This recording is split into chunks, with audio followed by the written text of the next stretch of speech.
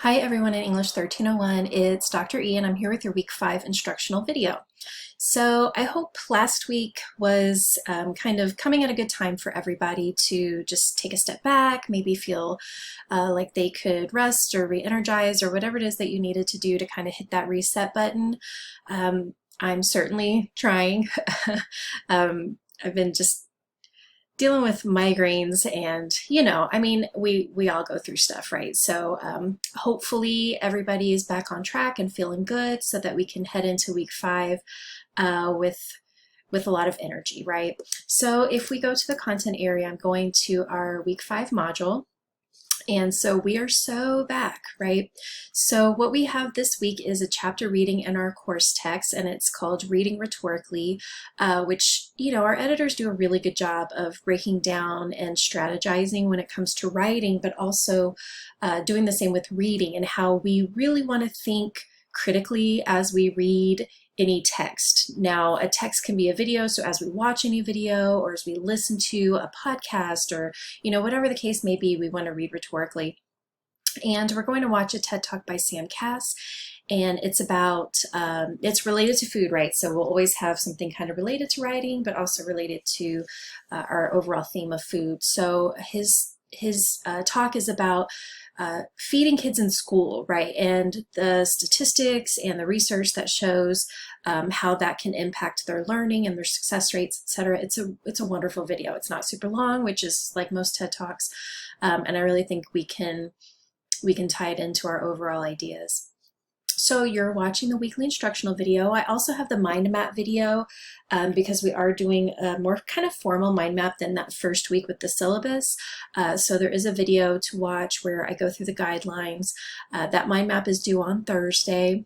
And then we have a participation quiz. So definitely easing back into things. Hopefully, that's good for all of us. So if you scroll down, there's the Q&A discussion board, which y'all are using. I really appreciate it. In the to watch area is the mind map video. And then in the review section, I do have the full schedule for our course with the caveat that if things can change and things may need to change. If you see any issues with dates or, I mean, I've looked at it so many times, but that doesn't mean there are errors or there are weeks that we'll need to adjust just based on how well we're doing, that kind of thing. Here is the mind map guidelines handout, which I do go over in the video. And then we have our mind map for week 5. So if you go to the assignment area, it's related to Cass's video. So we're using Cass's video as kind of that central point in our overall mind map. And I walk through all the instructions, and then I give you an example of how to quote because we need to bring in those quotes to support our ideas. And I've used Finley's video as that example. So this is a timestamp. Remember, we're crediting the speaker, as we would an author, and putting the time that they said those words. Now, MLA required, I mean, if we're getting super serious, it would be the time, span it takes to say these things. But I feel like starting, where he starts this phrase. We don't have to do 1 minute 50 seconds to 1 minute 54 seconds or whatever the case may be. But just know in the future that you may have some really particular professors who are looking for that degree of specificity. And I have links here to MindMap or Canva if you'd prefer to use those apps, which can give you a bit of creativity, or I have the templates here if you want to go kind of basic. There's no judgment either way. I just need you, listen to me now. I just need you to double check and make sure that all the text is visible. And what I mean is, I'm going to open this, see how long it takes. My computer's got to think about things. So I'm going to pull this up and I'm going to show you how you can kind of play and adjust the area that's visible. So I'm going to pause just a second so I can get this up and running. Okay, so this is what the basic template looks like. And so you enter, text here, and then you have your ideas. You have an idea and a quote. So you're choosing 4 main ideas. You're putting Cass in the center.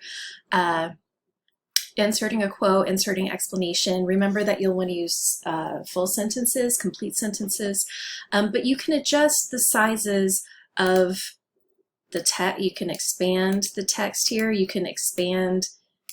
So play around with it and make sure, what I mean with the text being visible, in some of the syllabus mind maps, the text was going into kind of an unreadable area that I couldn't see. So you don't want to lose points because I can't see your full ideas, right? So you just need 2 of these bubbles. So you can go in, you can play around. It's pretty editable. You know, so increase the text, but also increase the bubble, because that is helpful to, you know, contain the ideas. You can move this, you can play around with it. Ugh, it's taking forever. Microsoft Word on a Mac is not always the easiest. Anywho, so that is the options with the mind map, which of course you can play around and do with Canva. Don't put too much time and effort into creating the most beautiful, creative, colorful mind map. That's how we procrastinate. That's admittedly how I would procrastinate, because I want it to be perfect looking and I want it to look amazing. But your ideas are what we're focusing on. Your writing is what we're focusing on. Showing that you are relating to or you know, connecting with Cass's ideas in his video. Okay, so if we go back to week 5, before I get into anything else, I want to note that the random word that will appear in your quiz is, I'm looking around my office, and Hamilton. I'm looking at my Hamilton Funko Pop, and I've been in a Hamilton mood lately. Just random. So that's the random word. And then you do have your participation quiz, and that covers everything, right? That's going to cover this video. It's going to cover you know, general ideas related to the reading and to the video. So just make sure that that's kind of the last thing that you do when it comes to all the assignments. And then you do have the week 5 checklist. Remember, this doesn't count for anything. This is just a tool for you to use. Excuse me. So that you can kind of stay on track and have a more visual way of doing that. But clicking this doesn't do anything, right? It just means that you yourself are going in and clicking that. Okay, I think that's it. If you do have any questions or concerns, of course, you can reach out to me directly via email. You can also go to WebEx to make an appointment to have a discussion with me. I'm very open to that. I hope y'all feel like you can come and talk to me about things that are concerning to you or affecting your progress or success in the course. You just click and then you can tell me what you want to talk about, which is really helpful so that I can prepare a little bit if I need to for a meeting. So you just, you know, make sure your time zone is set correctly. And then I would really appreciate it if you send me an email, because it doesn't always let me know that I have a meeting. I certainly don't want to miss touching base with you. But of course, there's also that Q&A discussion board area. All right, y'all are doing so. We're in week 5 already. So we are rocking and rolling. We are kind of hopefully getting into the point of the semester where you're feeling comfortable and you're not, you know, still having that sense of being overwhelmed. Please note that I'll be continuing to work on updating grades. I have some entered, they just haven't been posted.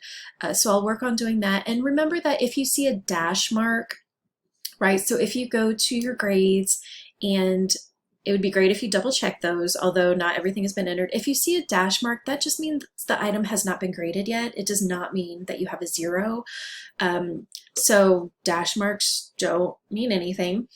But also I want you to note that, let me see here.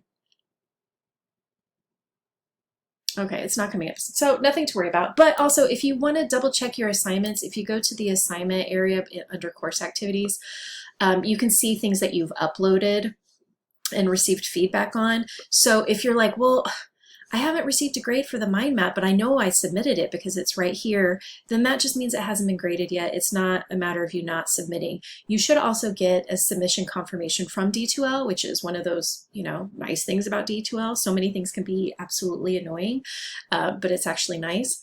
So just a couple of things, you know, and I really want you also to just, because we don't have a really heavy week, I would really love for you to go into, say, the student success tab and just look at all the things that are available to you, right? To you as a student, we have a note from our wonderful tutors so that, you know, in the future you can reach out to make an appointment.